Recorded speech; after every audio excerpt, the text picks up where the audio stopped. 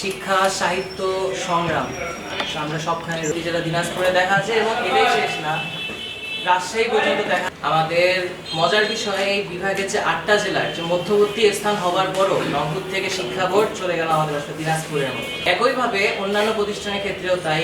এ থেকে স্পষ্ট বোঝা যাচ্ছে যে দুটা নির্দিষ্ট জেলার মানুষকে বিভাগীয় সদর না হবার পরেও তারা সকল অনৈতিক সুবিধা দিতে একটা চক্র সর্ববদ্ধপরিকর। এবার আসি মাননীয় প্রধান উপদেষ্টা মহোদয়কে দেওয়া চীন সরকারের 1000 শয্যা বিশিষ্ট হাসপাতাল।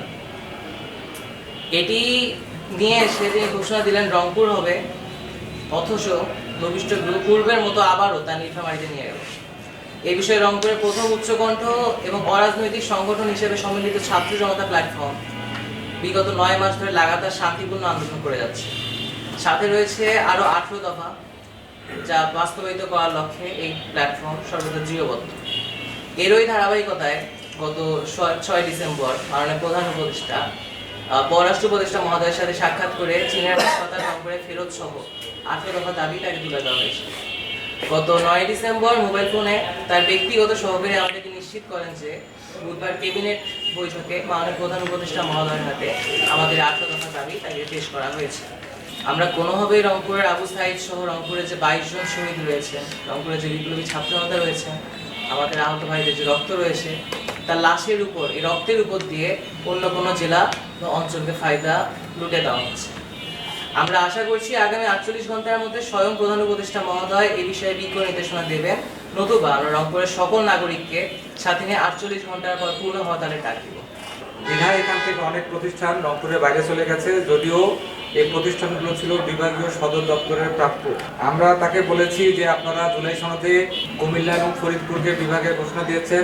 আমরা তাদেরকে বলেছিলাম যে আপনারা যদি সেখানে বিভাগ করতে চান তাহলে নোয়াখালী এবং ব্রাহ্মণবাড়িয়ায় আপনারা কুমিল্লা বিভাগের মানে বিভাগীয় প্রতিষ্ঠান, আঞ্চলিক প্রতিষ্ঠানগুলো দিয়ে যদি দিতে পারেন তাহলে আমাদের রংপুরে কোনো প্রতিষ্ঠানের দরকার নেই। তো আমরা আমাদের যে কর্মসূচি, এই কর্মসূচি আমি ঘোষণা করছি, সেটা হচ্ছে যে 48 ঘন্টা আজকে আপনাদের মাধ্যমে আমরা দেশবাসী সহ রাষ্ট্রযন্ত্র এবং অন্তর্বর্তী সরকার তাদেরকে জানিয়ে দিচ্ছি।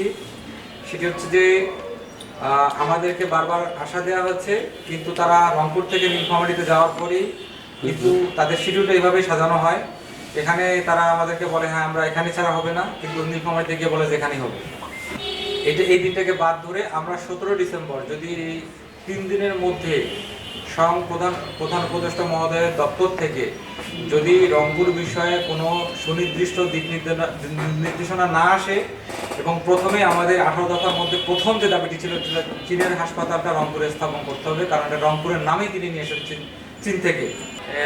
আমরা সবসময় যেটা মাথায় রাখি, আমাদের যে দফাগুলো আছে, দাবিগুলো আছে, এটা সাধারণ মানুষের জন্য, আমাদের ব্যক্তিগত চাওয়া পাওয়া এখানে কিছু নাই। এখানে বিভাগ শুধু নামে মাত্র, বিভাগের যে উন্নয়নটা বা যে অবকাঠামোটা পরিবর্তন বা ডেভেলপমেন্ট অতীব জরুরি, সেই জিনিসগুলো থেকে আমরা বঞ্চিত। যদিও বা এই বিষয়গুলো নিয়ে উপর থেকে একটা পরিকল্পনা আসে, সেটা বিভিন্ন কারণবশত রাজনৈতিক বা ব্যক্তিগত স্বার্থে বা বিভিন্ন সমাজের জোরদের কারণে আমরা এগুলো থেকে বঞ্চিত হচ্ছি। সুকোষে তারা নিয়ে যাচ্ছে বিভিন্নখানে।